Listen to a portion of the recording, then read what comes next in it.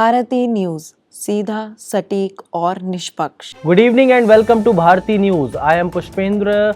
Let's have a look at the biggest news of the day. Here is the national news first. In the wake of the deadly terror attack in Jammu and Kashmir's Pahalgam that claimed 26 lives, India on Wednesday announced a series of sweeping diplomatic and strategic countermeasures against Pakistan, framing the responses as a decisive stand against cross-border terrorism.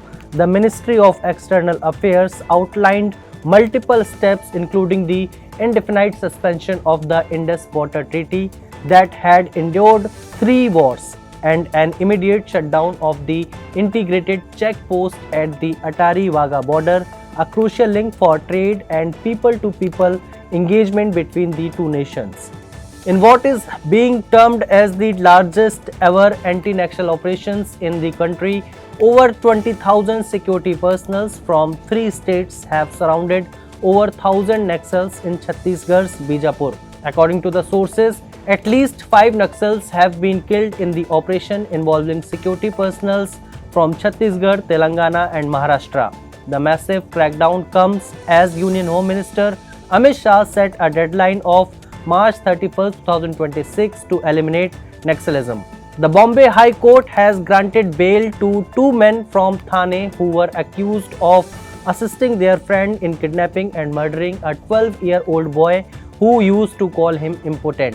During a recent hearing, the court ruled that the prosecution had failed to present sufficient evidence to establish the direct involvement of the 2 accused in the crime. The case revolves around the death of Ibad, a young boy from Kulgaon village in Thane district who was kidnapped and murdered on March 24, 2024. The victims' neighbors Salman Maulvi, Sofan Maulvi and Abdul Maulvi, all in their 20s, were arrested for the crime. Coming to the international news, China is open to talk with the United States on tariff. National Economic Council Director Kevin Hassett said on Wednesday, signaling a possible thaw in ongoing trade tension as the US trade representatives intensifies negotiation with foreign partners.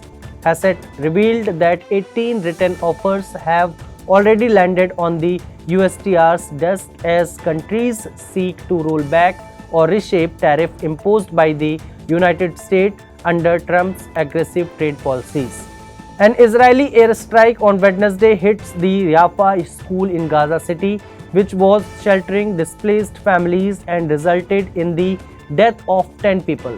The Israeli military stated that strike targeted militants from Palestinian militant group Hamas and Islamic Jihad operating inside the facility, and said efforts were made to minimize civilian harm. Eyewitness described a devastating scene with Muhammad al-Hawiti recounting how people ran through flames, rescuing chariot victims. We were sleeping and suddenly something exploded. We started looking and found the whole school on fire. The tents here and there were on fire. Everything was on fire.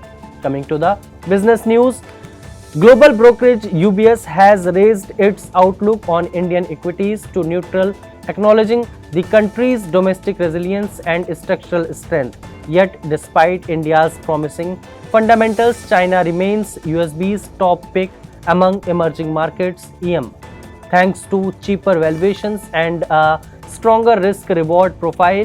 UBS latest strategy note points to a potential tailwind for EM as capital flows out of the United States, but only if fresh tariffs don't enter the picture.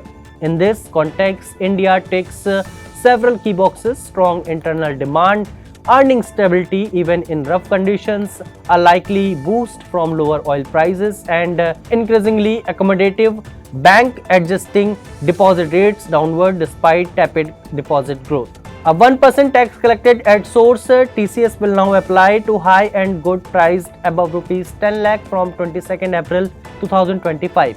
Following amendments introduced in the Finance Act 2024, the Central Board of Direct Taxes (CBDT) has issued fresh guidelines to enforce the levy, which aims to plug tax leaks and boost visibility on big-ticket purchases.